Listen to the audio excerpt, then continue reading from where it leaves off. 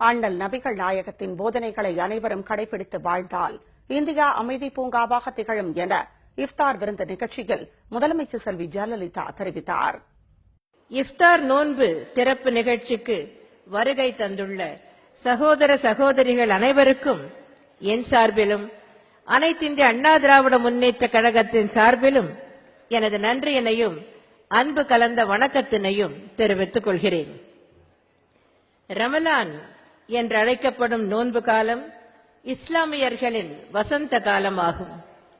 நோன்பிருத்தல் என்பது இஸ்லாத்தின் ஐம்பெரும் கடமைகளில் ஒன்றாகும்.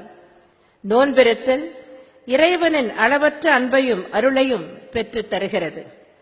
ரமலான் மாதத்தில் கண்ணியமாக நோன்பு நோற்றவர்கள் மட்டுமே சொர்க்கத்தில் உள்ள ரய்யான் என்ற வாசல் வழியாக அனுமதிக்கப்படுவார்கள் என்பது இஸ்லாமியர்களின் நம்பிக்கை.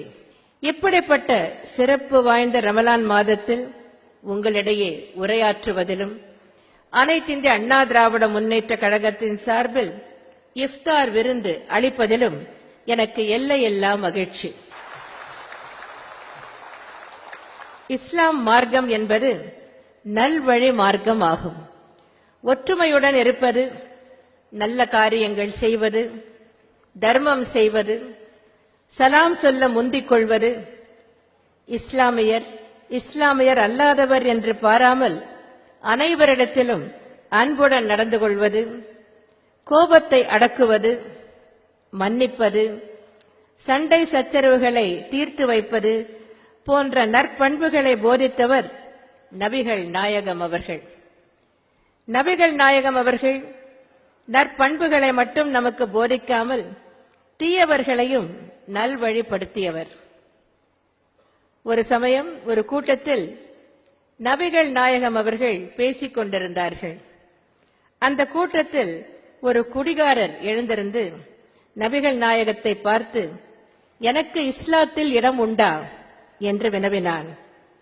உடனே பக்கத்தில் இருந்த ஒருவர், இஸ்லாத்தில் குடிகாரருக்கு இடம் கிடையாது என்று சொன்னார். இதை கேட்ட நபிகள் நாயகம் அந்த நபரை உட்கார சொல்லிவிட்டு குடிகாரரை பார்த்து, உனக்கு இஸ்லாத்தில் இடம் உண்டு என்று கூறினார். உடனே குடிகாரர், நான் இஸ்லாத்தில் சேரலாமா என்று கேட்டார்.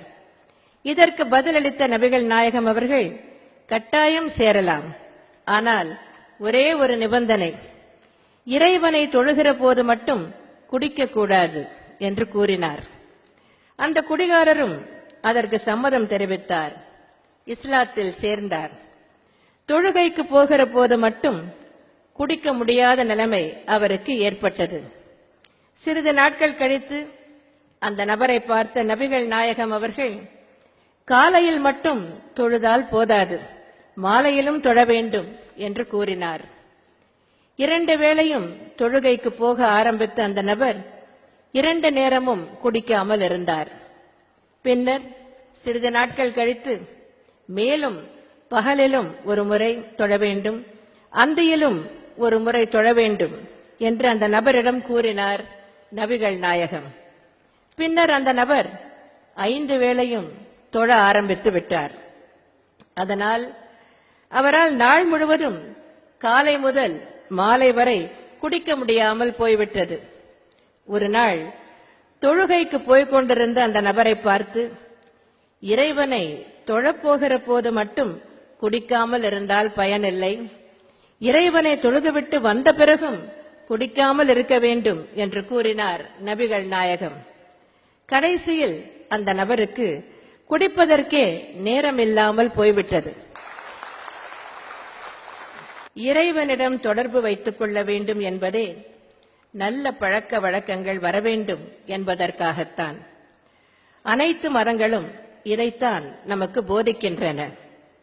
நபிகள் நாயகம் அவர்கள் நற்பண்புகளை போதித்தது மட்டுமல்லாமல் அதன்படி வாழ்ந்தும் காட்டியவர்.